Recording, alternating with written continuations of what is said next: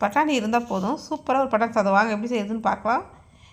பாத்திரத்தில் எண்ணெய் சேர்த்துக்கிட்டு எண்ணெய் காஞ்ச உடனே வெங்காயத்தை சேர்த்துக்கலாம். நீல வாக்கில் ஒரு பெரிய வெங்காயம் ஒரு 3 வெட்டி எடுத்திருக்கேன்.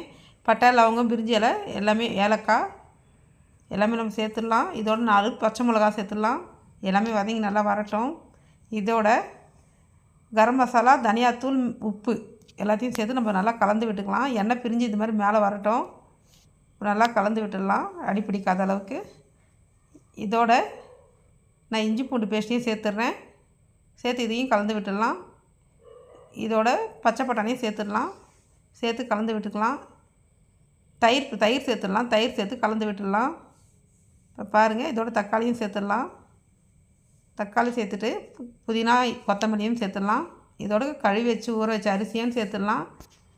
இப்போ தேவையான அளவு தண்ணி சேர்த்து மூடி வச்சுட்டா பட்டாணி சாதம் ரெடி. இந்த மாதிரி நீங்களும் செஞ்சு சாப்பிட்டு பாருங்கள்.